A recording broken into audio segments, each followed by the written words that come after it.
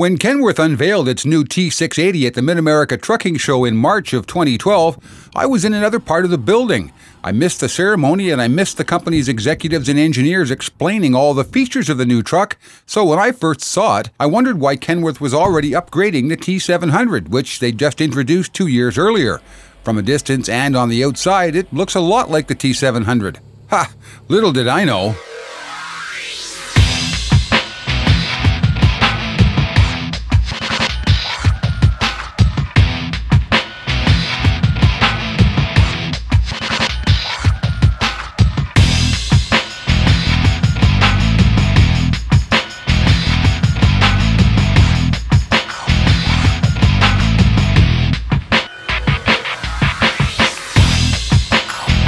I'll blame aerodynamics for the similarity in the outward appearance.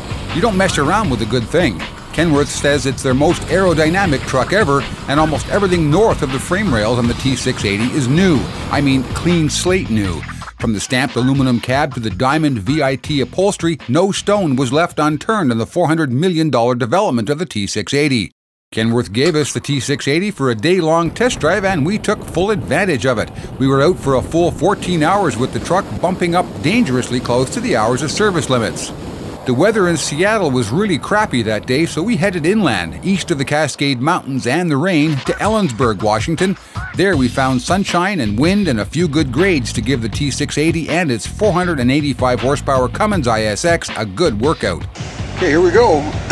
Just pulling out of the rest area at the top of the hill, just south of Ellenburg on I-82. I'm going to start pulling this long grade. It was about 6 or 7% coming up, 7 or 8 miles. It was steep, but we were down to about 6th or 7th gear, so going to give her a bit of a workout coming up out of this rest area. The visibility in this truck is something else. Kenworth says the windshield is 50% larger than other models, the A-pillar is thinner and more steeply raked than ever before, and the result is a more aerodynamic frontal profile with better visibility for the driver. The cab itself is a masterstroke. Engineers put more than 800 drivers into an adjustable mock-up of the cab and asked them to reposition the sides, roof, and dash to suit their tastes. The result is an 83-inch wide cab that's 10 inches wider than the T660 and about 8 inches narrower than the T700. As I mentioned earlier, it's made of stamped aluminum, something brand new for Kenworth. They enlisted Magna International's expertise in the automotive world to get the design and build just right, and I'd say they succeeded. It's as solid as a rock, and there's absolutely no noise from rattling and buffeting body panels, even in the stiff winds we ran into on the hills around Ellensburg. That's also a good indicator of how aerodynamic the cab is. Wind noise is virtually absent. In fact, the cab is so quiet, while driving in the rain on the way out to Ellensburg, the sound of the raindrops hitting the windshield was louder than the road noise, or the wind noise and even the engine noise. It's really quiet in here. We can carry on a conversation quite comfortably between two people at normal conversational volume without having to raise our voices whatsoever. There's practically no wind noise. In fact, I would say no wind noise.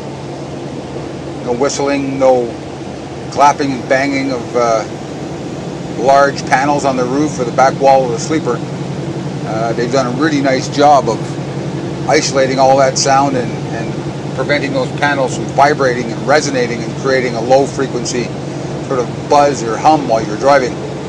I should mention the powertrain here. Our test truck had a 15-liter Cummins ISX rated at 485 horsepower with 1,650 pound-feet of torque. It was mated to an Eaton Ultra Shift Plus LAS 10-speed automated manual transmission. If I was speccing a truck for hills like these, I might have opted for a 13-speed transmission, but our 10-speed held its own out there.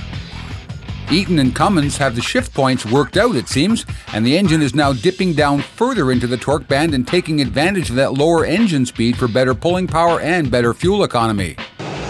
Seem to have done some work with this Ultra Shift Plus. It's shifting nice and low now.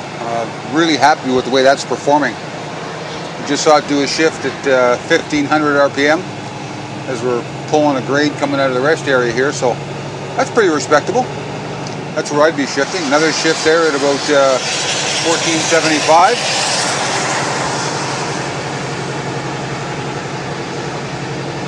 Just hitting a steep part of the hill now, and she's digging in for a pull. At the other end of the spectrum, the Ultra Shift is now letting me take the revs higher on a downshift to get the most out of the engine brake. Okay, we're at 65 right now and 1430 RPM. Just threw the engine brake on. It's not quite doing enough, so I'm going to just drop this auto shift down a gear, get a bit more action on the retarder. So that got us another 250 RPM, and that should get us a little bit more retarding power as we work our way down this hill here. We'll get to some of the new features and the amenities of the T680 and some of the new design features in the second video in this series, but as I wrap up part one, I want to point out what a pleasure it is to drive this truck. The driver's position is very nice, perched up high above the dash and the traffic. The visibility fore, aft, and to the sides is outstanding, and the dash layout is just about perfect. It's pretty easy on the eyes, too. There's more to come in part two, including an up-close look at some of the in-cab features and a quick tour through the engine compartment. The T680 just keeps getting better. I suggest you check it out. For today's Trucking's Ultimate Test Drive series, I'm freelance journalist Jim Park, somewhere outside of Ellensburg, Washington.